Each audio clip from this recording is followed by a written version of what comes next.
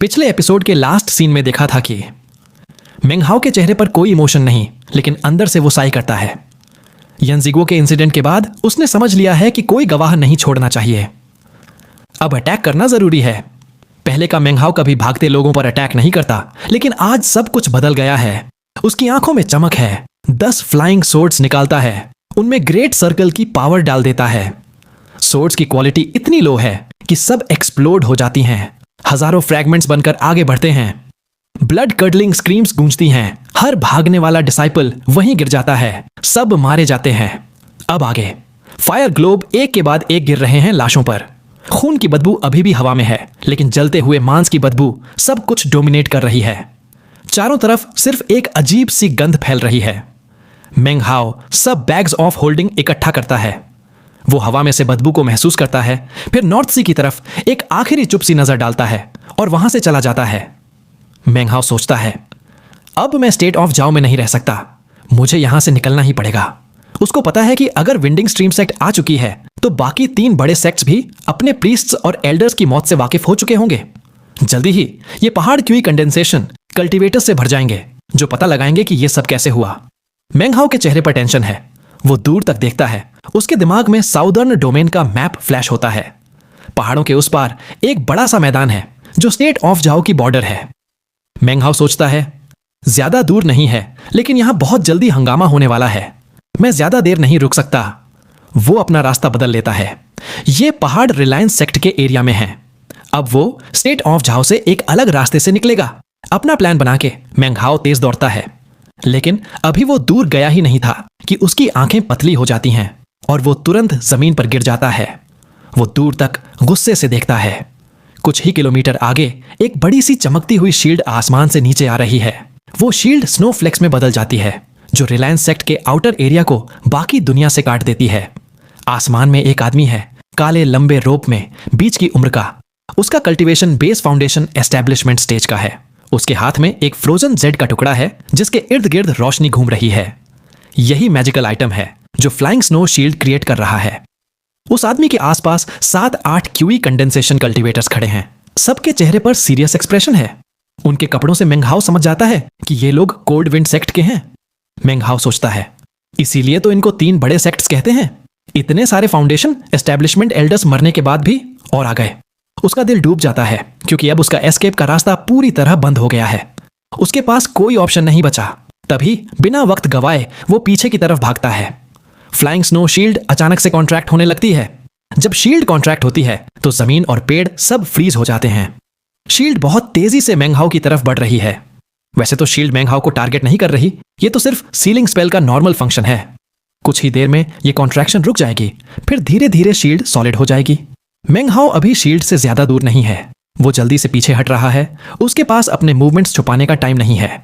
जैसे ही शील्ड पास आती है, वो फ्लाइंग स्वॉर्ड पर चढ़ जाता है। एक लाइट बीम में बदलकर उड़ता है। अब कोल्ड विंड सेक्ट के कल्टीवेटर्स की नजर उस पर पड़ जाती है।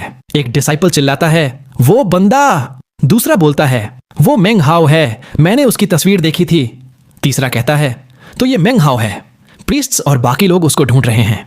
पकड़ो उसको, तभी तो पता चलेगा यहां क्या हुआ। फाउंडेशन एस्टेब्लिशमेंट कल्टीवेटर बोलता है, सब लोग जाओ, उसको पकड़ो।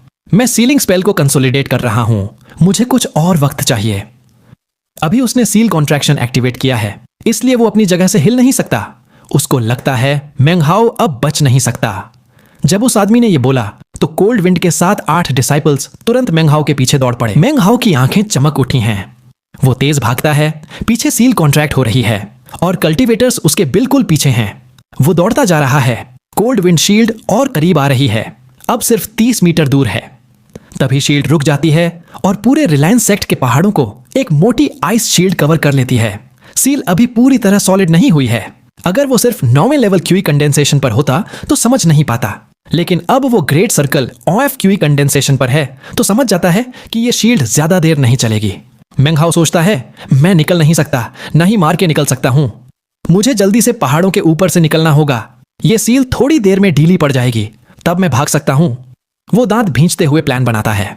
उसके पास ज्यादा ऑप्शंस नहीं हैं। थोड़ी देर छुपने का रास्ता मिल जाए तो अच्छा है, लेकिन पहले यह सिचुएशन हैंडल करनी पड़ेगी। उसकी आंखों में एक अलग सी चमक है। अब वो पीछे नहीं हटता बल्कि वहीं खड़ा हो जाता है। ठंडी नजर से 8 कोल्ड विंड सेक्ट कल्टीवेटर्स को देखता है। मेंग हाउ सोचता है 8 लोग हैं, 2 9वें लेवल पर, 4 8वें लेवल पर और 2 7वें लेवल पर। सबके पास मैजिकल फ्लाइट आइटम्स हैं। लगता है 3 सेक्ट्स बहुत डेस्परेट हैं, किसी भी कीमत पर यहां पहुंच गए। वो फाउंडेशन एस्टेब्लिशमेंट कल्टीवेटर की तरफ देखता है। वो अभी स्पेल मेंटेन कर रहा है, हिल नहीं सकता लेकिन बहुत पावरफुल है। वो हवा में तैर रहा है, ठंडी नजर से मेंग हाउ को घूर रहा है। जब दोनों की नजर मिलती है, बाकी 8 कल्टीवेटर्स फ्लाइंग स्नो शील्ड के अंदर से निकल आते हैं। यह शील्ड का एक अजीब प्रॉपर्टी है, अंदर आ सकते हो लेकिन बाहर नहीं जा सकते। 8 लोग मेंग हाउ के आसपास उतरते हैं। सबके चेहरे पर खौफनाक मुस्कुराहट है। मेंग हाउ तुरंत एक्शन में आ जाता है। वो अपना दायां हाथ मुट्ठी में बांध के एक कदम आगे बढ़ता है और जमीन पर जोर से मारता है। Great circle of QE condensation की पावर एक तूफान की तरह 8 कल्टीवेटर्स पर जाती है। सब वहीं रुक जाते हैं, चेहरे पर शौक है। उसी वक्त 2 वुडन स्वर्ड्स मेंग हाउ के हाथ में आ जाते हैं। दोनों स्वर्ड्स हवा में चीखते हुए जाते हैं और 2 7वें लेवल डिसाइपल्स के सिर उड़ जाते हैं। मेंग हाउ सोचता है, एक सांस। फाउंडेशन एस्टेब्लिशमेंट कल्टीवेटर ने बोला था उसे सिर्फ कुछ पल चाहिए। मेंग हाउ को नहीं पता वो सच है या नहीं, लेकिन उसको अपनी तरफ से ये 8 लोगों को 10 सांसों में खत्म करना है। वुडन स्वर्ड्स की चीख के बीच बाकी 6 डिसाइपल्स मैजिकल आइटम्स निकालने की कोशिश करते हैं, लेकिन उससे पहले मेंग हाउ घूमता है, एक 8वें लेवल कल्टीवेटर की तरफ दौड़ता है। वो कोई मैजिकल आइटम नहीं यूज करता, सिर्फ अपना कंधा। बूम! मेंग हाउ उस बंदे से टकराता है, खून उसके मुंह से निकलता है, उसका शरीर अंदर से दब जाता है और वो पीछे उड़ता है। मेंग हाउ अपना हाथ हिलाता है, एक बड़ा फ्लेम पाइथन निकलता है, 60 मीटर लंबा। वो पाइथन चीखता हुआ दूसरे 8वें लेवल कल्टीवेटर पर जाता है। एक भयानक चीख सुनाई देती है। फ्लेम पाइथन उसको पूरा निगल जाता है। मेंग हाउ बोलता है, 4 सांस। सिर्फ 4 सांसों में 4 लोग खत्म। बाकी 4 शॉक में हैं। मेंग हाउ की अटैक की इंटेंसिटी उन्होंने कभी नहीं देखी। अब उसका असली कल्टीवेशन बेस सामने आ गया है। बाकी 4 कल्टीवेटर्स कांप रहे हैं, समझ नहीं पा रहे क्या हो रहा है। दूर से फाउंडेशन एस्टेब्लिशमेंट कल्टीवेटर भी शॉक में है। अभी कुछ देर पहले उसने देखा था कि मेंग हाउ 9वें लेवल पर है, लेकिन कुछ सांसों में उसका कल्टीवेशन बेस एक अलग ही लेवल पर पहुंच गया। मेंग हाउ बोलता है, 6 सांस। उसका हाथ इनकेंटेशन करता है। दोनों वुडन स्वॉर्ड से स्वॉर्ड ऑनरा निकलती है। बाकी 2 8वें लेवल कल्टीवेटर्स मैजिकल आइटम्स से बचने की कोशिश करते हैं, लेकिन स्वॉर्ड्स उनके दिल को छेद देती हैं। दोनों जमीन पर गिर जाते हैं। अब सिर्फ 2 कल्टीवेटर्स बचे हैं, दोनों 9वें लेवल पर। दोनों के चेहरे सफेद हो गए हैं, पीछे हटने लगते हैं। जैसे ही मेंग हाउ की ठंडी नजर उन पर पड़ती है, दोनों अलग अलग डायरेक्शन में भाग जाते हैं। मेंग हाउ ठंडी नजर से देखता है, अपना दायां हाथ इनकेंटेशन करता है। एक बड़ा विंड ब्लेड निकलता है, 15-20 मीटर लंबा। वो तेज चीखता हुआ आगे बढ़ता है। साथ ही मेंग हाउ अपने बैग ऑफ होल्डिंग को थपथपाता है, एक काला बो निकालता है। वो बो को खींचता है और एक एरो दूसरे बंदे की तरफ छोड़ता है। मेंग हाउ धीरे से बोलता है, 8 सांस। 2 जोर की आवाज आती है। विंड ब्लेड पहले 9वें लेवल कल्टीवेटर को 2 टुकड़े कर देता है। खून और मांस चारों तरफ बिखर जाता है। साथ ही काला एरो दूसरे कल्टीवेटर के सिर को छेद देता है। उसका सिर जोर से फट जाता है। 8 सांस, 8 मौत। मेंग हाउ बिना किसी इमोशन के फ्लाइंग स्नो शील्ड के पार फाउंडेशन एस्टेब्लिशमेंट कल्टीवेटर की तरफ देखता है। फिर उसका शरीर एक चमकती हुई बीम में बदल जाता है और वो दूर निकल जाता है। वो इधर उधर घूमता है, कई कल्टीवेटर से बचता है, लेकिन सीलिंग स्पेल का एरिया ज्यादा बड़ा नहीं है। इतने सारे 8वें और 9वें लेवल कल्टीवेटर्स मिलके जल्दी ही हर जगह सर्च कर लेंगे। फाउंडेशन एस्टेब्लिशमेंट कल्टीवेटर्स तो उड़ भी सकते हैं और भी तेज सर्च करेंगे। मेंग हाउ छुपते छुपाते रिलायंस सेक्ट के पास पहुंचता है। तभी आसमान में 10 लाइट बीम्स तेज गति से आती हैं। इन सब में आगे एक बहुत ही सीरियस चेहरा वाला बूढ़ा आदमी है। बाकी सब सोर कर रहे हैं, लेकिन यह बूढ़ा आदमी सच में उड़ रहा है। क्यूई कंडेंसेशन कल्टीवेटर्स ऐसा नहीं कर सकते। यह बंदा पक्का फाउंडेशन एस्टेब्लिशमेंट कल्टीवेटर है। मेंग हाउ सोचता है, ऑपराइट इवनिंग सेक्ट। उनको देखते ही मेंग हाउ एक गहरी सांस लेता है। अब उसको लगता है कि आज वो बच नहीं पाएगा। चाहे वो छुप भी जाए, ढूंढ लिया जाएगा। अब राइट इवनिंग सेक्ट के कल्टीवेटर्स उसको देखते ही बोलते हैं, मेंग हाउ। फाउंडेशन एस्टेब्लिशमेंट स्टेज का बूढ़ा आदमी तेज उसकी तरफ आता है। उसकी आंखों में चमक है। मेंग हाउ की आंखें अंधेरा हो जाती हैं जब वो फाउंडेशन एस्टेब्लिशमेंट कल्टीवेटर को आते देख रहा है। उस आदमी की पावर इतनी ज्यादा है कि आसपास के क्यूई कंडेंसेशन कल्टीवेटर्स भी कांप जाते हैं। उनका कल्टीवेशन बेस हिल जाता है। यह है फाउंडेशन एस्टेब्लिशमेंट की ताकत। वो आसमान में बिना किसी एफर्ट के उड़ रहा है। बहुत ही इंपोजिंग है। बिना कुछ किए वो सबको कांपने पर मजबूर कर देता है। लेकिन मेंग हाओ कोई आम क्वी कंडेंसेशन कल्टीवेटर नहीं है। ग्रेट सर्कल ऑफ क्वी कंडेंसेशन का 13वें लेवल कल्टीवेटर पुराने जमाने से नहीं देखा गया। उसके पास स्पिरिचुअल सेंस है, हल्का है लेकिन है। उसका कल्टीवेशन बेस बाकी सब की तरह हिलता नहीं है। उसका फिजिकल बॉडी ज्यादा पावरफुल है, उसके क्यूई वेसल्स मजबूत हैं, उसकी हड्डियां भी ताकतवर हैं। इतने पावरफुल फाउंडेशन एस्टेब्लिशमेंट एक्सपर्ट के सामने भी मेंग हाओ एक कदम भी पीछे नहीं हटता। फाउंडेशन एस्टेब्लिशमेंट कल्टीवेटर ठंडे अंदाज में बोलता है, तो ये है वो बंदा जिसने स्टेट ऑफ झाओ में इतना हंगामा मचाया, लेकिन आज अगर मैं बोलूं कि तू मरेगा तो तू मरेगा। तभी एक और तेज रोशनी की बीम मेंग हाओ के पीछे से आती है। वो कोल्ड विंड सेक्ट का फाउंडेशन एस्टेब्लिशमेंट एक्सपर्ट है, पूरा का पूरा किलिंग ऑनरा लेकर आ रहा है। मेंग हाओ शांत अंदाज में बोलता है, मैं कल्टीवेशन का रास्ता चुनता हूं और लाइफ और डेथ के रूल्स को समझता हूं। मैं दूसरों को मार सकता हूं तो नेचुरली दूसरे मुझे भी मार सकते हैं, लेकिन एक सवाल है, तुम 3 सेकंड्स ने शांगगुआन शियू को अलाउ किया कि वो 3 काउंटीज के मॉर्टल्स की लाइफ फोर्स एब्जॉर्ब करे, उनकी लॉन्जेविटी भी छीन ली। मॉर्टल्स कल्टीवेशन नहीं करते। एक कल्टीवेटर को नुकसान पहुंचाना अलग बात है, लेकिन तुम लोगों ने अपने फायदे के लिए इतना खतरनाक काम किया। यह लॉ की थ्योरी का वायलेशन है, जो करेगा वो भरेगा। मेंग हाओ ये बातें बहुत दिन से कहना चाहता था। दूसरा फाउंडेशन एस्टेब्लिशमेंट कल्टीवेटर बोलता है, लॉ की थ्योरी, इस हेवन और अर्थ में पावरफुल लोग ही लॉ बनाते हैं, और अगर जो करेगा वो भरेगा तो तुझे भी कुछ मिलने वाला है ना? मेंग हाओ कुछ नहीं बोलता, वो बस आसमान की तरफ देखता है। मेंग हाओ के दिल में एक ही बात चल रही है, अब तो मैं फंस गया हूं, यहां से बचना मुश्किल है। वो सोचता है, शायद इनको पेट्रियार्क रिलायंस के मेडिटेशन जोन में ले जा सकता हूं, लेकिन उसके लिए पेट्रियार्क रिलायंस की मदद चाहिए होगी, और दोनों के बीच जो कुछ हुआ है उसको देखते हुए पेट्रियार्क रिलायंस की मदद मिलना मुश्किल लग रहा है। ऊपर से ये ट्रिक वो पहले भी इस्तेमाल कर चुका है, तो दोबारा काम करेगी या नहीं पता नहीं।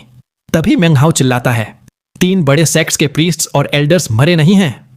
जैसे ही वो बोलता है, अपराइट इवनिंग सेक्ट के बूढ़े आदमी की आंखों में चमक आ जाती है और कोल्ड विंड सेक्ट वाले का चेहरा भी बदल जाता है। मेंग हाओ बोलता है, वो सब पेट्रियार्क रिलायंस की इमॉर्टल्स केव में फंसे हुए हैं, वही ईस्ट माउंटेन पर। वो हाथ से ईस्ट माउंटेन की तरफ इशारा करता है। कोल्ड विंड सेक्ट का फाउंडेशन एस्टेब्लिशमेंट कल्टीवेटर बिजली की तरह ईस्ट माउंटेन की तरफ देखता है। अपराइट इवनिंग सेक्ट के ची कंडेंसेशन कल्टीवेटर्स भी ईस्ट माउंटेन की तरफ देखते हैं, लेकिन अपराइट इवनिंग सेक्ट का बूढ़ा आदमी एक अजीब सी हंसी के साथ बोलता है, मुझे यह जानना है कि तुझे कैसे पता कि प्रीस्ट्स और एल्डर्स मरे हैं। यह सुनकर मेंग हाओ का दिल अंदर ही अंदर हिल जाता है, लेकिन चेहरे पर कोई बदलाव नहीं आता। बूढ़ा आदमी बोलता है, जो भी तू बोले कोई फर्क नहीं पड़ता, जैसे ही तू मेरे हाथ आएगा सारे जवाब मिल जाएंगे।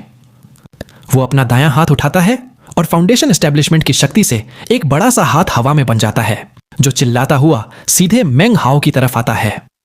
मेंग हाओ तुरंत बचने की कोशिश करता है, लेकिन उसी वक्त कोल्ड विंड सेक्ट का कल्टीवेटर अपनी बाजू से एक तेज हवा छोड़ता है और ठंडी सी हंसी देता है। अब दोनों फाउंडेशन एस्टेब्लिशमेंट कल्टीवेटर्स एक साथ अटैक कर रहे हैं। मेंग हाओ दांत भींचते हुए अपने बैग ऑफ होल्डिंग पर थपथपाता है। एक चमकती हुई बिजली निकलती है जो लाइटनिंग फ्लैग बन जाती है। यह फ्लैग उसने पेट्रियार्क रिलायंस से लिया था और यह फाउंडेशन एस्टेब्लिशमेंट के अटैक्स को रोक सकता है। फ्लैग निकलते ही वो एक बड़े मिस्ट में बदल जाता है जिसमें बिजली की चमक है। मिस्ट फैलकर मेंग हाओ को कवर कर लेती है। एक जोर का धमाका होता है। मिस्ट के अंदर मेंग हाओ खून थूकता है, उसका शरीर पीछे की तरफ धकेल दिया जाता है। बूढ़े फाउंडेशन एस्टेब्लिशमेंट कल्टीवेटर की आंखें फट जाती हैं। वो हैरानी से मिस्ट को देखता है। कोल्ड विंड सेक्ट वाला भी जोर जोर से सांस लेता है। अब मेंग हाओ के आसपास मिस्ट का सर्कल है 15-20 मीटर का। उसका चेहरा सफेद पड़ गया है, मुंह पर खून लगा है। उसके अंदर के ऑर्गन्स दर्द कर रहे हैं, लेकिन वो मुश्किल से उनको कंट्रोल कर रहा है। लाइटनिंग फ्लैग की पूरी शक्ति इस्तेमाल करने के लिए ज्यादा प्रैक्टिस चाहिए, लेकिन मेंग हाओ के पास टाइम नहीं था, इसलिए वो सिर्फ आधी शक्ति इस्तेमाल कर पा रहा है और फ्लैग उसके आसपास घूम रहा है। अपराइट इवनिंग सेक्ट का बूढ़ा आदमी बोलता है, बहुत बढ़िया ट्रेजर है, लेकिन तू इसे सही से इस्तेमाल नहीं कर सकता। देखते हैं कितना मैजिक झेल सकता है तू। वो आगे बढ़ता है, हाथ उठाता है और एक काली धूल का मैदान फैल जाता है। वो धूल चमकती है और हजारों काले धागे बन जाते हैं जो मिस्ट की तरफ उड़ते हैं। एक जोर का बूम होता है और बूढ़ा आदमी खुद भी मिस्ट के पास आ जाता है। जैसे ही वो हाथ हिलाता है, काले धागे मिस्ट पर अटैक करते हैं। हर बार एक जोर का धमाका होता है। कोल्ड विंड सेक्ट का कल्टीवेटर ठंडी मुस्कुराहट के साथ इनकैंटेशन करता है उसका हाथ तुरंत बर्फ में बदल जाता है, फिर टूटकर एक और बड़ा हाथ बन जाता है। वो आइसी हैंड सीधे मेंग हाओ की तरफ आता है। एक पल में वो हाथ मेंग हाओ के पास पहुंच जाता है। बिजली की गड़गड़ाहट के साथ काले धागे और आइसी हैंड मिस्ट को कंट्रैक्ट करने लगते हैं। अंदर मेंग हाओ मुंह से खून थूकता है। उसका शरीर ऐसे लग रहा है जैसे टुकड़े टुकड़े हो जाएगा। उसका दिमाग हिल गया है, चेहरा मौत जैसा सफेद हो गया है। उसको लग रहा है अब उसकी लाइफ का एंड हो जाएगा। लाइटनिंग फ्लैग से उसका कनेक्शन कभी भी टूट सकता है। अगर ऐसा हुआ तो मेंग हाओ का ग्रेट सर्कल ऑफ की कंडेंसेशन भी बेकार है। फाउंडेशन एस्टैब्लिशमेंट के सामने वो कुछ नहीं है। दोनों के बीच का गैप बहुत बड़ा है। इस क्रिटिकल मोमेंट पर मेंग हाओ की आंखें लाल हो जाती हैं। वो अपने बैग ऑफ होल्डिंग को थपथपाता है और उसके हाथ में एक पुराना ऑयल लैंप आ जाता है जिसमें से एक अजीब सी एंशिएंट ची निकल रही है। लैंप की बाती पर एक नेसेंट सोल ध्यान लगा के बैठा है और वो कोई और नहीं, लॉर्ड रेवलेशन है। नेसेंट सोल फ्यूल है और लाइफ फोर्स आग है। लैंप की जलती हुई आग मेंग हाओ के चेहरे पर चमक डालती है। उसका चेहरा अब खौफनाक हो गया है। आंखों में किलिंग इंटेंट चमक रहा है। अब उसको सिर्फ एक ही तरीका दिख रहा है बचने का। वो गहरी सांस लेता है और अचानक उसके शरीर से पॉपिंग साउंड्स आती हैं। उसका कल्टीवेशन बेस फुल पावर पर आ जाता है। उसका कोर सी घूम रहा है। स्पिरिचुअल पावर उसके की पैसेजवेज में दौड़ रही है।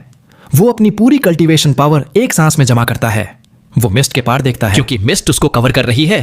कोई भी ऑयल लैंप नहीं देख सकता, न ही लैंप की छी बाहर आ रही है। बूम बूम की आवाज के साथ मिस्ट और कॉन्ट्रैक्ट हो रही है। अब सिर्फ 3 मीटर का सर्कल बचा है। बूढ़े फाउंडेशन एस्टैब्लिशमेंट कल्टीवेटर के हाथ में और काली धूल आ गई है। बूढ़ा आदमी जोर से चिल्लाता है, ओपन अप, और हाथ हिलाता है मिस्ट की तरफ। एक जोर का एक्सप्लोजन होता है। मिस्ट टूट जाती है और लाइटनिंग फ्लैग बनकर वापस मेंग हाओ के पास आ जाता है।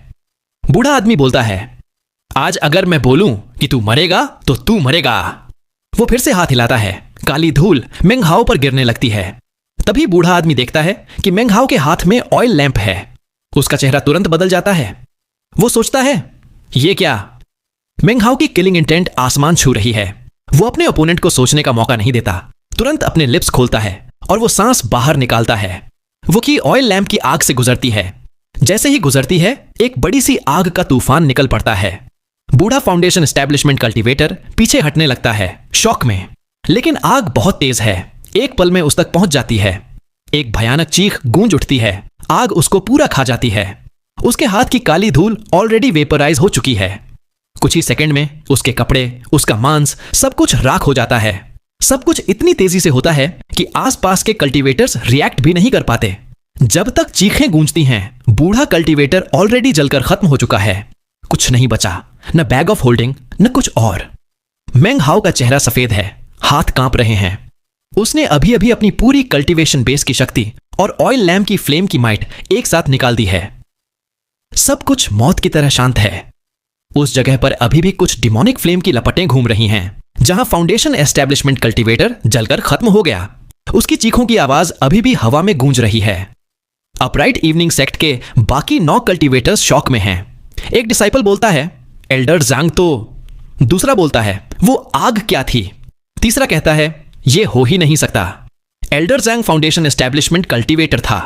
वो मेंग हाओ के हाथ कैसे मर सकता है? सब भरोसा नहीं कर पा रहे। एक माइटी फाउंडेशन एस्टैब्लिशमेंट एक्सपर्ट एक ची कंडेंसेशन कल्टीवेटर की आग से जल गया। उनके लिए ये इम्पॉसिबल है। फाउंडेशन एस्टैब्लिशमेंट कल्टीवेटर्स को तो कोई ची कंडेंसेशन वाला मार ही नहीं सकता। उन्होंने जो देखा उसने उनका दिमाग हिला दिया है। सब मेंग हाओ को शॉक में देख रहे हैं, लेकिन उनको क्या पता, कोल्ड विंड सेक्ट का फाउंडेशन एस्टैब्लिशमेंट कल्टीवेटर तो इनसे भी ज्यादा शॉक में है। वो जहां अभी अभी बूढ़ा कल्टीवेटर था, वहीं देखता है उसकी आंखें फट गई हैं, चेहरा सफेद पड़ गया है, दिल जोर जोर से धड़क रहा है। उसके दिल में अजीब सी डर की लहर है। फाउंडेशन एस्टैब्लिशमेंट कल्टीवेटर होने के बावजूद स्टेट ऑफ जाओ में उसको कभी किसी से डर नहीं लगा, लेकिन अब वो सच में डर गया है। शायद डर भी सही शब्द नहीं है, वो तो पेट्रीफाइड है। वो मेंग हाओ के हाथ में ऑयल लैंप को देखता है। उसका दिमाग चक्कर खा रहा है। उसके दिल का डर और बढ़ गया है। उसको नहीं पता ये कौन सी आग है, लेकिन एक अंदाजा है। वो सोचता है, ये नेसेंट सोल फायर है। ये नेसेंट सोल है। ये आग लाइफ फोर्स से जल रही है। Nascent soul fire. ये सिर्फ फाउंडेशन एस्टैब्लिशमेंट को नहीं, कोर फॉर्मेशन कल्टीवेटर्स को भी जला सकती है। वो घबराहट से मेंग हाओ को देखता है। उसका स्कैल्प सुन्न हो गया है। वो अपने आप पीछे हट जाता है। अब उसको अपनी फाउंडेशन एस्टेब्लिशमेंट स्टेटस याद ही नहीं है। मेंग हाओ फ्लाइंग सोर्ड पर खड़ा है, हाथ में लैंप है। वो अपने लेफ्ट हैंड से इशारा करता है। लाइटनिंग फ्लैग वापस बैग ऑफ होल्डिंग में चली जाती है।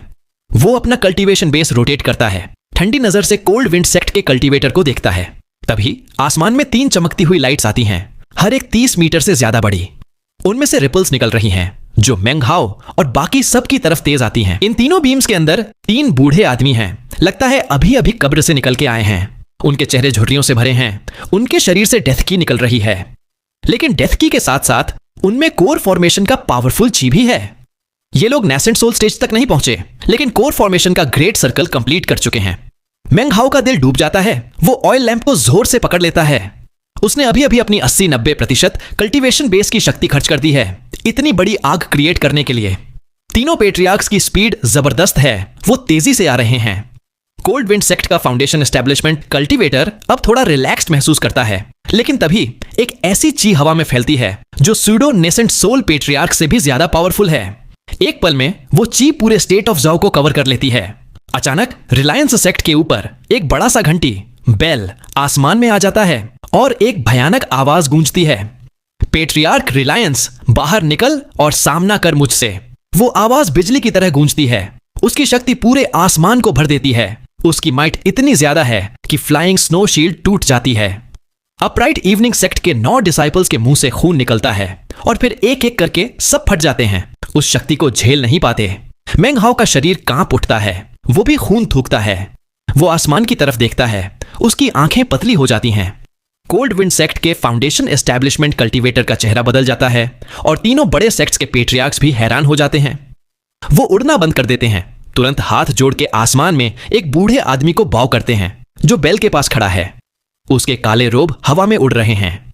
उसके पीछे बादल तेज घूम रहे हैं। उसकी लेफ्ट आंख का प्यूपिल सूरज की तरह चमक रहा है, राइट आंख का प्यूपिल आधे चांद की तरह है।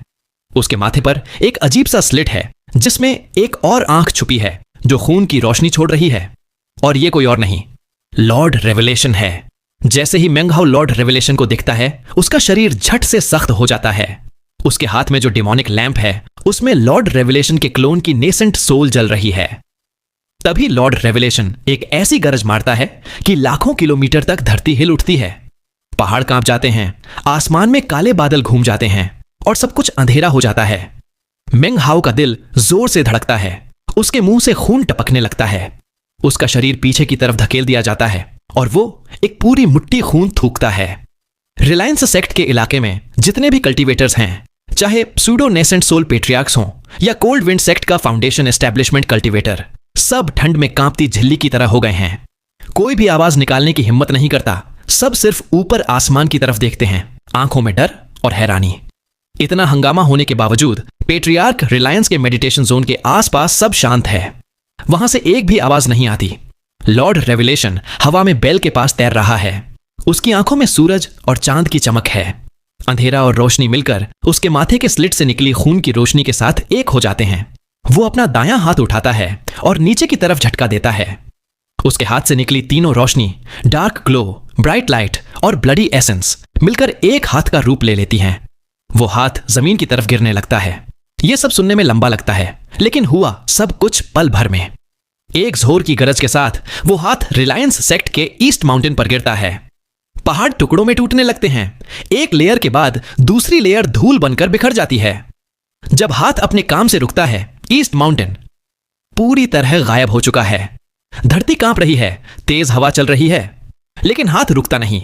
वो जमीन के अंदर घुस जाता है, जैसे लॉर्ड रेवलेशन को पता हो पेट्रियार्क रिलायंस का मेडिटेशन चेंबर कहां है। एक भयानक बूम पूरे स्टेट ऑफ जाओ में गूंज उठता है। धरती में लहरें दौड़ जाती हैं। लगता है वो हाथ अंदर घुसकर पेट्रियार्क रिलायंस का मेडिटेशन जोन तोड़ चुका है। हाथ गायब होता है तो सब देखते हैं एक बड़ा सा गड्ढा, अंदर अधूरे रिस्ट्रिक्टिव स्पेल्स बिखरे हैं। वही जगह है पेट्रियार्क रिलायंस का मेडिटेशन जोन। स्टोन स्टीलीज और ऑल्टर्स टूट चुके हैं। पेट्रियार्क रिलायंस का बड़ा चेहरा टुकड़ों में टूट गया है। मेडिटेशन चेंबर खुल गया है, लेकिन पेट्रियार्क रिलायंस कहीं नहीं है। लॉर्ड रेवलेशन गरजता है, पेट्रियार्क रिलायंस बाहर निकल। जब उसको मेडिटेशन चेंबर खाली मिलता है, वो सिर उठाकर आसमान की तरफ जोर से चिल्लाता है। उसकी गरज पूरे स्टेट ऑफ जाओ में गूंज उठती है, तू बाहर आ। बाहर आ, बाहर, बाहर। ये आवाजें गूंजती रहती हैं, मिलकर एक ऐसी पावरफुल साउंड बन जाती हैं जो समझ से बाहर है। मेंग हाओ का शरीर कांप रहा है। वो यह सब देख रहा है। जहां ईस्ट माउंटेन था, अब एक बड़ा गड्ढा है। पैट्रियार्क रिलायंस कुछ घंटों पहले वहीं था, लेकिन अब गायब है। मेंग हाओ सोचता है, वो कहां गया? उसका चेहरा सफेद पड़ गया है। अब वो हिल भी नहीं सकता। लॉर्ड रेवलेशन की आवाज की पावर सब कुछ दबा रही है। जो भी लॉर्ड रेवलेशन से कम कल्टीवेशन बेस वाला है, वो सिर्फ खड़ा रहने की कोशिश कर सकता है। उस पावर में हेवेंस का एलिमेंट है, जैसे लॉर्ड रेवलेशन की विल सब कुछ कंट्रोल कर रही हो।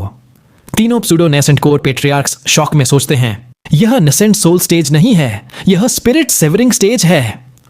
यह डेफिनेटली स्पिरिट सेवरिंग है, वरना यह विल पॉसिबल ही नहीं थी। लॉर्ड रेवलेशन की आंखों में ठंडी चमक है। यह उसका असली रूप है। पेट्रियार्क रिलायंस से लड़ने आया है, लेकिन पेट्रियार्क रिलायंस छुपा हुआ है। लॉर्ड रेवलेशन से जबरदस्त किलिंग इंटेंट निकल रहा है। उसके पास कई तरीके हैं पेट्रियार्क रिलायंस को बाहर निकालने के, जैसे उसके इनरसेक्ट डिसाइपल को मारना या पूरे पहाड़ों को मिटा देना। अगर स्टेट ऑफ जाओ को खत्म करने से भी वो नहीं आया, तो पूरी नेशन को मेल्ट कर देगा। लॉर्ड रेवलेशन ने मेंग हाओ के हाथ में ऑयल लैंप देख लिया है। वो नीचे देखता है, फिर अपना हाथ उठाता है और फिर से नीचे की तरफ झटका देता है। इस बार उसकी आंखों से रोशनी निकलती है और माथे का स्लिट उंगली जितना खुल जाता है। खून की रोशनी बाहर आती है और जैसे ही हाथ नीचे गिरता है, 10,000 मील्स तक पहाड़ कांपने लगते हैं। आसमान में एक और बड़ा हाथ नजर आता है। पहले वो छोटा लगता है, लेकिन जोर की गरज के साथ वो बड़ा होता जाता है, जब तक लगता है कि वो 10,000 किलोमीटर तक पहाड़ों को ढक चुका है। धरती कांप रही है। तीनों सूडो नेसेंट सोल पेट्रियार्क्स शॉक में हैं और सबसे तेज भाग जाते हैं। कोल्ड विंड सेक्ट का फाउंडेशन एस्टैब्लिशमेंट कल्टीवेटर का चेहरा सफेद हो जाता है।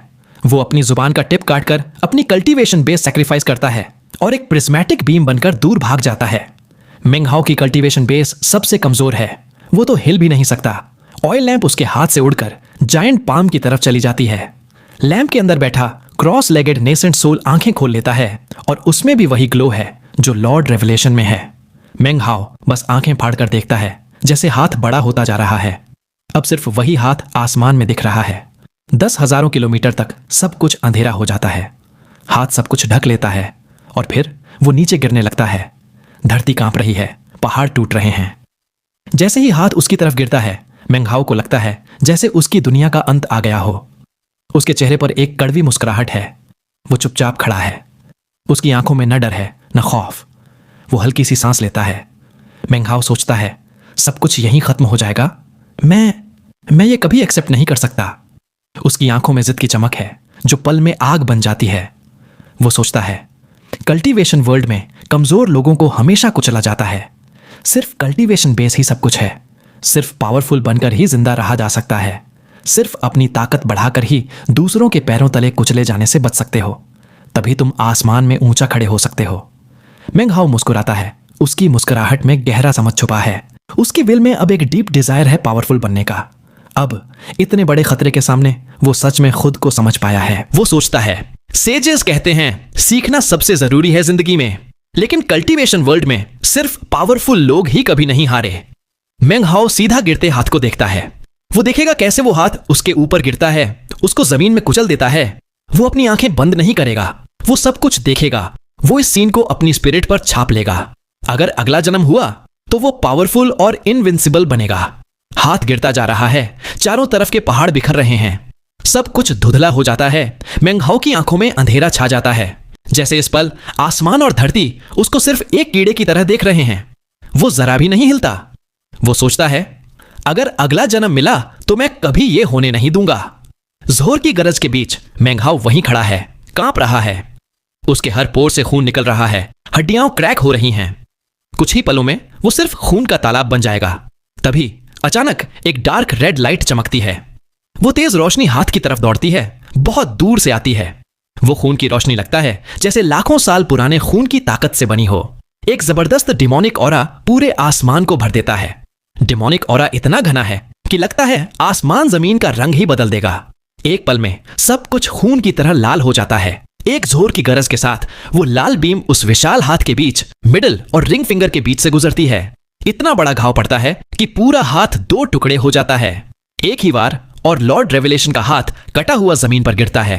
लॉर्ड रेवलेशन चिल्लाता है, तुम! उसका चेहरा बदल जाता है, आंखों में बिजली चमक उठती है। जोहर का धमाका पूरे लैंड में गूंजता है। जो विशाल हाथ अभी तक मेंग हाओ की नजर से पूरा आसमान छुपा रहा था, अब उसमें एक बड़ा गैप आ गया है और मेंग हाओ को फिर से आसमान दिखने लगता है। हाथ दो टुकड़े होकर जमीन पर गिरते हैं, दोनों तरफ, मेंग हाओ के दोनों किनारे पर। जमीन कांप उठती है, नीचे धंसने लगती है, पहाड़ कुचले जाते हैं। एरिया के सारे जंगली जानवर जो भाग नहीं पाए एक पल में राख बन जाते हैं। कोल्ड विंड सेक्ट का फाउंडेशन एस्टैब्लिशमेंट कल्टीवेटर जितनी भी कोशिश कर ले बच नहीं पाता, वो भी जमीन में दबकर मर जाता है। 3 सूडो नेसेंट सोल पेट्रियार्क्स की कल्टीवेशन बेस अलग ही लेवल की है और लॉर्ड रेवलेशन का अटैक उनको टारगेट नहीं कर रहा था। वे अपनी कल्टीवेशन बेस सैक्रिफाइस करके खून के साथ साथ 7-8 मुट्ठी खून थूकते हुए जायंट हैंड के किनारे तक पहुंच जाते हैं।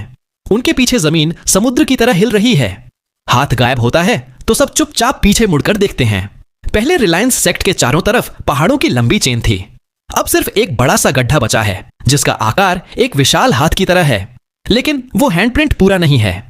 बीच में एक जिग-जैग धरती का टुकड़ा आसमान की तरफ उठ रहा है, जैसे एक नया पहाड़, और उस पहाड़ के ऊपर खड़ा है मेंग हाओ। नीचे 300 मीटर चौड़ी जमीन है, दोनों तरफ बड़े बड़े गड्ढे हैं जो जमीन के अंदर तक जा रहे हैं। यह पहाड़ पहले यहां नहीं था, लेकिन अब वही एक चीज बची है। मेंग हाओ की आंखों में अजीब सी चमक है। वो ऊपर आसमान की तरफ देखता है। उसको पता नहीं किसने उसकी जान बचाई, लेकिन वो सोचता भी नहीं। तुरंत एक फ्लाइंग सोर्ड निकालता है और बिजली की तरह जायंट हैंडप्रिंट के किनारे की तरफ उड़ जाता है। तभी लॉर्ड रेवलेशन का चेहरा काला पड़ जाता है। वो अपनी आंखों में चमक के साथ बोलता है, मैंने सोचा भी नहीं था कि सदर्न डोमेन का डीमन लॉर्ड यहां स्टेट ऑफ जाओ जैसे छोटे जगह में आ जाएगा। लेकिन तू सिर्फ एक क्लोन है, तेरा असली रूप दबा हुआ है, तू मुझे नहीं रोक सकता पेट्रियार्क रिलायंस को खत्म करने से। लेकिन कोई जवाब नहीं आता, जैसे वो लाल रोशनी कभी आई ही नहीं थी। लॉर्ड रेवलेशन चिल्लाता है, पेट्रियार्क रिलायंस बाहर निकल, बाहर निकल, बाहर निकल। वो अपना दायां हाथ उठाता है और रेवलेशन बेल पर जोर से थप्पड़ मारता है। बेल की गूंज पूरे आसमान में फैल जाती है लॉर्ड रेवलेशन की आवाज के साथ। स्टेट ऑफ जाओ के हर कोने में बड़े बड़े पहाड़ टूटने लगते हैं। तभी एक जबरदस्त पुरानी आवाज हवा में गूंजती है। पता नहीं आवाज कहां से आ रही है, लेकिन पूरी नेशन में फैल जाती है। तुम सच में चाहते हो मैं बाहर आऊं? जैसे ही ये आवाज आती है, मेंग हाओ की आंखें पतली हो जाती हैं। ये पेट्रियार्क रिलायंस की आवाज है, लेकिन इस बार उसमें एक अलग ही गरिमा है, एक एंशिएंट फील है। लॉर्ड रेवलेशन आंखों में चमक के साथ बोलता है, तो तू बोल ही पड़ा, पेट्रियार्क रिलायंस छुपना बंद कर। 1000 साल पुराना हिसाब है हमारा। चाहे तू स्पिरिट सेवरिंग में सफल हो गया, तुझमें हिम्मत नहीं थी मेरे क्लोन की नेसेंट सोल चुराने की। आज हम लड़ेंगे और अंत में मैं रहूंगा, तू नहीं। वो फिर रेवलेशन बेल बजाता है। बेल से ब्लाइंडिंग लाइट निकलती है जो लॉर्ड रेवलेशन को कवर कर लेती है। इस बैटल को वो जीतने आया है। उसको पेट्रियार्क रिलायंस की असली लेवल का पता चल गया है। लॉर्ड रेवलेशन पहले ही सेकंड स्पिरिट सेवरिंग कंप्लीट कर चुका है। उस पावर से वो पेट्रियार्क रिलायंस को मिटा सकता है। वो पूरा कॉन्फिडेंट है, अपना असली रूप लेकर आया है। डीमन लॉर्ड का एक क्लोन आया, थोड़ा मैजिक दिखाया, लेकिन उसको कोई फर्क नहीं पड़ता। उसके पास रेवलेशन बेल है जो स्टेट ऑफ रेवलेशन की हजारों प्रेयर्स और सैक्रिफाइसेस से बनी है। वो सेंटिएंट है, उसका सबसे वैल्यूएबल ट्रेजर। इस बेल के साथ थर्ड सेवरिंग वाले को भी हरा सकता है। ऊपर से डॉन इमॉर्टल ने अपनी स्पिरिचुअल सेंस का एक टुकड़ा भी दिया है। सब कुछ शांत हो जाता है। फिर पेट्रियार्क रिलायंस की आवाज गूंजती है और भी एंशंट लगती है। उस समय मुझे सिर्फ मिल्की वे सी की परवाह थी। उसकी आवाज में अजीब सी कसक है। यह आवाज पूरे स्टेट ऑफ जाओ में गूंजती है। धरती कांपने लगती है। अब तो यह कांपना हर मॉर्टल भी महसूस कर सकता है। मेंग हाओ अपना सिर झुका के और तेज भागता है। पेट्रियार्क रिलायंस बोलता है, मुझे नहीं पता कितने साल बीत गए, ना ही कितनी बार मैं सोया और जागा। एक दिन ऐसा आया कि मैं जागा तो सामने एक ऐसा हरामी था जो 1000 नहीं 10,000 बार मरने लायक था। अब उसकी आवाज में गुस्सा आ रहा है। आखिरी शब्द वो दांत भींचते हुए बोलता है। जैसे जैसे वो बोलता है, स्टेट ऑफ जाओ में कांपना और तेज हो जाता है। पहाड़, बोल्डर्स, बिल्डिंग्स सब हिलने लगते हैं। 3 ग्रेट सेक्ट्स के कल्टीवेटर्स भी शौक में इधर उधर देखते हैं। यही हाल मिल्की वे सिटी का भी है। मेंग हाओ सोचता है, ये पेट्रियार्क रिलायंस किस हरामी की बात कर रहा है। पेट्रियार्क रिलायंस बोलता है, वो हरामी मुझे हरा नहीं सकता था। उसने कई और हरामियों को बुलाया। हम सालों तक लड़ते रहे। अंत में उन्होंने मुझे धोखा दिया। मुझे कई वादे किए, मिल्की वे सी छुड़वा के सदर्न डोमेन ला दिया। अब उसकी आवाज और भी गुस्से वाली हो गई है। स्टेट ऑफ जाओ की धरती और तेज कांपने लगती है। नॉर्थ में जोर की गरज के साथ एक बड़ी क्रैक धरती में पड़ जाती है, लाखों मील लंबी और बढ़ती जा रही है। अगर कोई आसमान से देखे तो वो क्रैक सीधी नहीं बल्कि एक आर्क बनाती है। पेट्रियार्क रिलायंस बोलता है, सदर्न डोमेन आकर उन्होंने मुझे रैंडम चीजें खिला दी जिनसे मैं एक इनविजिबल सील के नीचे आ गया। उन्होंने बोला कुछ साल बाद मुझे कोई खास ब्लेसिंग मिलेगी, लेकिन बाद में वो सब हरामी मर गए या गायब हो गए। अंत में सिर्फ असली वाला बचा। जब मैं सो रहा था वो दूसरे प्लेनेट भाग गया। मुझे एक डीमन सीलिंग जेट दे गया सक्सेसर को देने के लिए। असल में वो सब हेवनली ट्रिब्यूलेशन से डर रहे थे, मुझे इस्तेमाल करना चाहते थे। पेट्रियार्क रिलायंस अब दांत भींचते हुए बोल रहा है। उसकी आवाज पूरे लैंड में गूंज रही है। ईस्ट में एक और बड़ी क्रैक पड़ जाती है, जोर की गरज के साथ। क्रैक एक बड़ा सेमी सर्कल बनाती है। यह सब देखकर लॉर्ड रेवलेशन का चेहरा पीला पड़ जाता है। अब उसको भी थोड़ा डर लग रहा है। मेंग हाओ गहरी सांस लेता है, डीमन सीलिंग जेड को याद करता है। पेट्रियार्क रिलायंस बोलता है, उन्होंने वादा नहीं निभाया, मुझे धोखा दिया। मैं गुस्से में था, फिर भी मैं सोता रहा, लेकिन थोड़ा सा स्पिरिचुअल विल निकाल दिया। वो कमजोर था, डाउ के लॉ से बंधा था, तो एक मॉर्टल के शरीर में आ गया। वहीं से कल्टीवेशन शुरू की। उन्होंने मुझे धोखा दिया तो मैंने उनकी लेगेसी ही काट दी। डीमन सीलिंग सेक्ट का नाम बदल के रिलायंस सेक्ट रख दिया। तब से मेरी स्पिरिचुअल विल ने खुद को पेट्रियार्क रिलायंस बुलाना शुरू किया। पेट्रियार्क रिलायंस की आवाज गूंजती है। मेंग हाओ की आंखें खुल जाती हैं। वो स्टेट ऑफ जाओ की धरती को देखता है जो अब समुद्र की तरह हिल रही है। लॉर्ड रेवलेशन ये सुनते ही शॉक में पीछे हटने लगता है। तभी एक और जोर का बूम पूरे स्टेट ऑफ जाओ में गूंजता है। साउथ में एक और बड़ी क्रैक पड़ जाती है। ईस्ट में भी एक चौथी क्रैक पड़ जाती है, जोर की गरज के साथ। चारों क्रैक्स मिलकर एक बड़ा सर्कल बना देती हैं जो पूरे स्टेट ऑफ जाओ को घेर लेता है। पूरा स्टेट ऑफ जाओ एक सर्कल के अंदर आ जाता है जो धीरे धीरे हवा में उठने लगता है। काली मिट्टी दिखने लगती है, तेज हवा चारों तरफ चलने लगती है।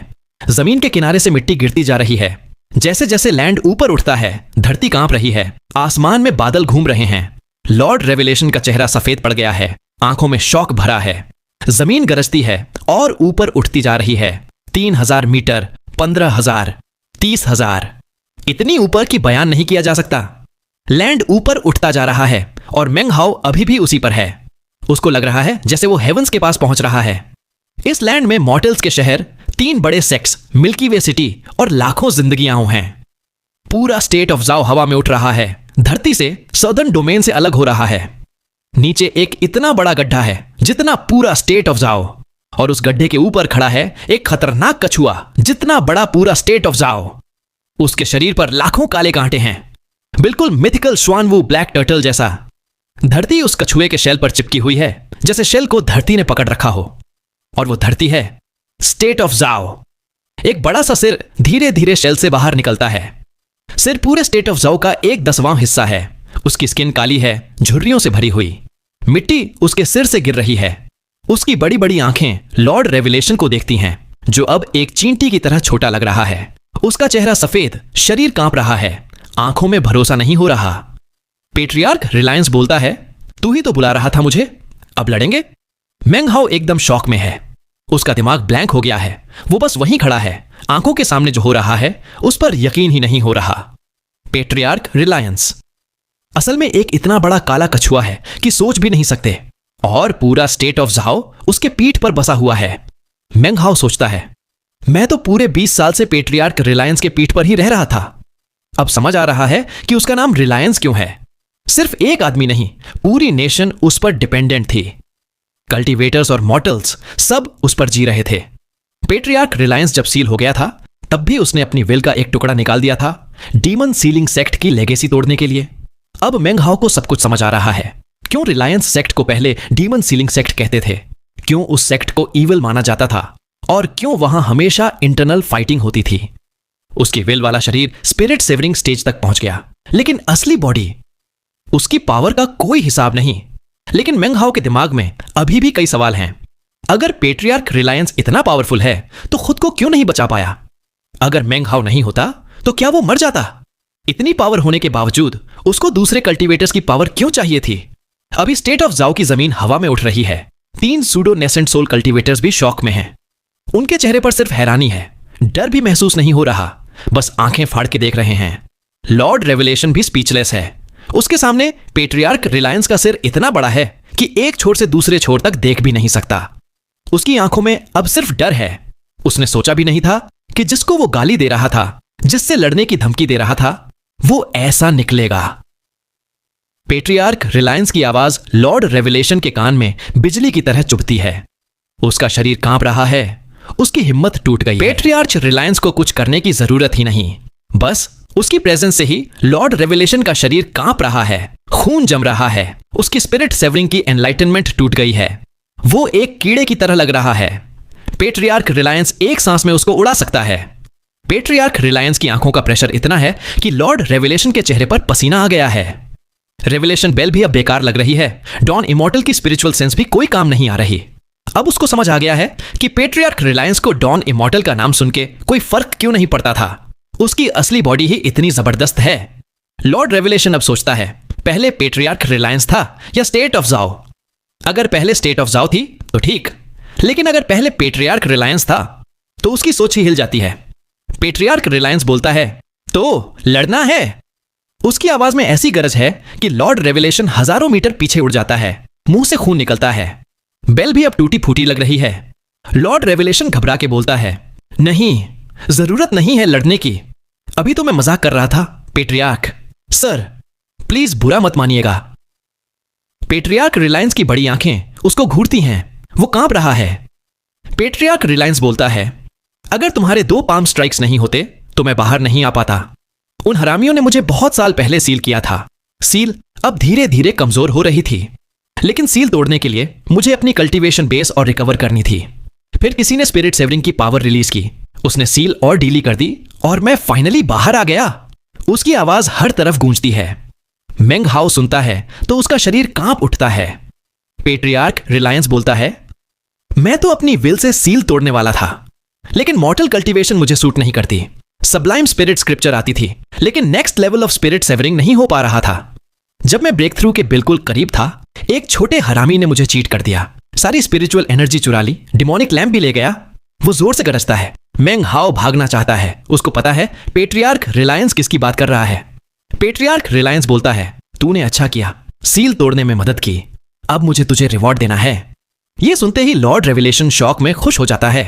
उसको लगता है उसकी निकल पड़ी, लेकिन तभी पेट्रियार्क रिलायंस अपना मुंह खोलता है और एक पल में उसको, साथ ही रेवलेशन बेल को निगल जाता है। क्रंचिंग की आवाज आती है, लेकिन कोई चीख नहीं। मेंग हाओ यह देखता है तो उसकी सांस तेज हो जाती है। वो पेट्रियार्क रिलायंस की बदतमीजी से बहुत अच्छी तरह वाकिफ है। वो धीरे से पीछे हटने लगता है। पेट्रियार्क रिलायंस का सिर घूमकर मेंग हाओ के बिल्कुल सामने आ जाता है। मेंग हाओ मुस्कुराने की कोशिश करता है। उसको पूरा भरोसा नहीं पेट्रियार्क रिलायंस की बातों पर, लेकिन पूरा डिसबिलीफ भी नहीं है। उसका एक्सपीरियंस है कि पेट्रियार्क रिलायंस की बातें आधी सच आधी झूठ होती हैं। मेंग हाओ बोलता है, पेट्रियार्क, आपका बाहर आना बहुत बड़ा मौका है। आपकी शक्ति अपार है। आप। पेट्रियार्क रिलायंस गरजता है, अब सच जान गया, डर लग रहा है। उसकी आवाज इतनी तेज है कि मेंग हाओ खून थूकता है। पेट्रियार्क रिलायंस बोलता है, तुम डीमन सीलिंग सेक्ट वाले सब हरामी हो, पहले वाले भी, तू भी। सब ने मुझे धोखा दिया। चलो छोड़ो, रिलायंस सेक्ट का मेंबर है तू, तुझे मैं। मेंग हाओ का दिमाग तेज चलने लगता है। उसको लॉर्ड रेवलेशन का हाल याद आता है। तभी उसको एक इंस्पिरेशन मिलती है। उसको याद आता है गुइडिंग ट्राइरेन ने नॉर्थ सी पर क्या बोला था। बिग ब्रदर, उसका ऑरा तुम्हारे पैरों के नीचे है, उससे मत छेड़ना। याद रखना, great path of demon ceiling एक स्क्रिप्चर की तरह है। तब मेंग हाओ को समझ नहीं आया था, लेकिन अब सब क्लियर हो गया। आईटी जिसके बारे में बोला था वो पेट्रियार्क रिलायंस ही था। Great path of demon ceiling एक स्क्रिप्चर की तरह, मत छेड़ना। मेंग हाओ तुरंत डीमन सीलिंग जेड निकालता है। जैसे ही वो जेड निकालता है, तेज हवा उसके चेहरे पर पड़ती है। हवा जैसे ही रुकती है, पेट्रियार्क रिलायंस का सिर उसके बिल्कुल सामने सिर्फ 9 मीटर दूर आ जाता है। उसका सिर इतना बड़ा है कि सिर्फ काली स्किन और एक बड़ी आंख दिख रही है, जो एक शहर जितनी बड़ी है। वो आंख स्ट्रगल कर रही है। मेंग हाओ जल्दी से डीमन सीलिंग जेड की पहली लाइन बोलता है, ancient dao, tenacious desire to seal the heavens, benefaction for all in the mountains. Dao, tribulation must come to the 9 mountains and seas. My fate is the aeon. जैसे ही ये शब्द निकलते हैं, पेट्रियार्क रिलायंस अपना बड़ा सा सिर ऊपर उठाता है और जोर से गरजता है। हवा में रिपल्स आ जाती हैं। उसके माथे पर एक 9 साइडेड मिस्टिकल सिंबल चमक उठता है जो पूरा एंशंट लग रहा है। उसका पूरा शरीर हिल जाता है। पेट्रियार्क रिलायंस चिल्लाता है, रुक जा साला demon ceiling scripture, demon ceiling sect के हरामी। उसका चेहरा खौफनाक हो जाता है। फिर वो मेंग हाओ को घूरता है। मेंग हाओ का दिल तेज धड़क रहा है। पेट्रियार्क रिलायंस सोचता है, सील टूट गई, लेकिन ये सीलिंग मार्क अब भी मेरी स्पिरिट पर है। मुझे 9th डीमन सीलर का डाउ प्रोटेक्टर बना दिया। ये नहीं हो सकता। डीमन सीलिंग सेक्ट ने हेवन के खिलाफ गुनाह किया, इसीलिए उनको बैड लक मिली। उन्होंने नंबर 9 को डाउ का सबसे बड़ा नंबर माना।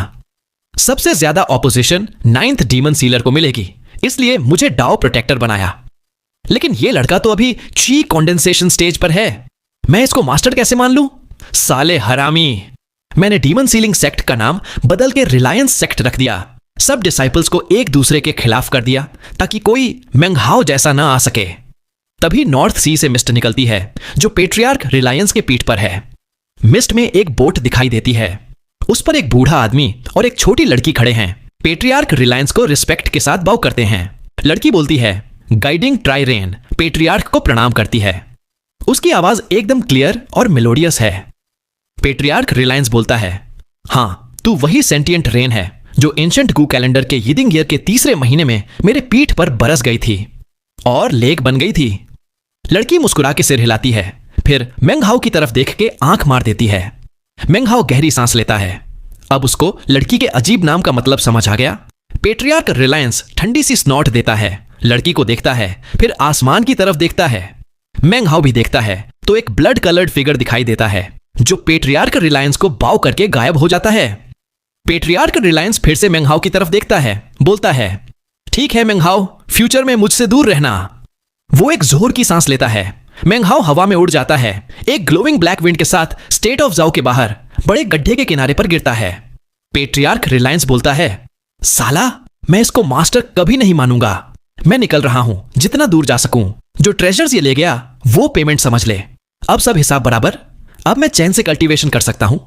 उसकी आंखों में चमक है। फिर उसका शरीर बदलकर एक मैसिव प्रिज्मेटिक लाइट बन जाता है और वो होराइजन के पार मिल्की वे सी की तरफ चला जाता है। शायद इसीलिए इमॉर्टल आइलैंड की लेजेंड बनी। जब भी वो दिखता है लोगों को लगता है कोई नेशन है, लेकिन असल में वो स्टेट ऑफ जाओ ही है। कुछ वक्त बाद आसमान शांत हो जाता है। मेंग हाओ खड़ा है, नीचे गड्ढे को देखता है, फिर उस डायरेक्शन में देखता है जहां पेट्रियार्क रिलायंस चला गया। वक्त बीतता है और बारिश गिरने लगती है। वो तेज बारिश धीरे धीरे उस बड़े गड्ढे में भरने लगती है। सालों बाद ये एरिया एक समुद्र बन जाएगा। बारिश में भीगते हुए मेंग हाओ एक लंबी सांस लेता है। पिछले कुछ दिनों की यादें उसके दिमाग में फ्लैश करती हैं। सब कुछ एक सपने जैसा लगता है। स्टेट ऑफ जाओ अब गायब हो चुका है। मेंग हाओ आसपास देखता है, बारिश को महसूस करता है, फिर ऊपर हेजी स्काई को देखता है। वो अपनी जिंदगी के पिछले 4 साल सोचता है। वो धीरे से बोलता है, मैं तो एक स्कॉलर था। मेरी जिंदगी बर्फ की तरह है। मैं सिर्फ सर्दी में रहता हूं। मैं मॉर्टल दुनिया की गर्मी की तमन्ना कर सकता हूं, लेकिन वो मेरी जिंदगी नहीं रही। काफी देर बाद वो मुड़ता है। बारिश में भीगता हुआ वो अपने रूट से दूर निकल पड़ता है। वो अकेले बारिश के बीच चलता है। धीरे धीरे लगता है वो बारिश का हिस्सा बन गया है। चाहे कितनी भी गर्म हवा चले वो उसको उड़ा नहीं सकती, क्योंकि यही उसकी जिंदगी है। जिंदगी अलग अलग एक्सपीरियंसेस का नाम है। हर एक्सपीरियंस से नई जिंदगी बनती है। अगर ठंडी हवा मिली तो बर्फ बन जाओगे, अगर तेज गर्मी मिली तो बारिश बन जाओगे। जो भी जिंदगी में होता है वही तुम्हें बनाता है। इसी में जिंदगी की खूबसूरती है। मेंग हाओ बोलता है, सदर्न डोमेन, मैं आ रहा हूं, लेकिन उससे पहले मुझे फाउंडेशन एस्टेब्लिशमेंट तक पहुंचना है। वो बारिश में चलता है, सिर उठा के, आंखों में एक अलग सी चमक के साथ। उसको कभी नहीं भूल सकता वो जिद, वो डिजायर जो उसने लॉर्ड रेविलेशन के पाल्म अटैक के नीचे महसूस की थी। इस दुनिया में सिर्फ पावरफुल लोग ही इनविंसिबल हो सकते हैं। तभी वो सोचता है, एक मिनट, वो ब्लड कलर्ड ग्लो आई कहां से थी? इन्हीं सवालों के साथ मेंग हाओ दूर चला जाता है, नए सफर पर, नए सपने लेकर। बिछड़ने का वक्त तो हमारा भी हो गया है, क्योंकि आई शैल सील द हेवंस का सीजन 1 यही समाप्त हो चुका है। बहुत ही जल्दी हमारी मुलाकात आपसे नेक्स्ट सीजन में होगी, जहां देखने को मिलेगा मेंग हाओ के नए एडवेंचर, नए खतरे, नई अपॉर्चुनिटी और एक्शन। तब तक के लिए राधे राधे। लेकिन जाने से पहले मैं आपको याद दिला दूं कि अगर आपने अभी तक चैनल को सब्सक्राइब नहीं किया है तो किस बात का इंतजार है? जल्दी से कर दो सब्सक्राइब, लाइक और कमेंट, जिससे और भी इंटरेस्टिंग वीडियोस आपको देखने को मिलती रहे।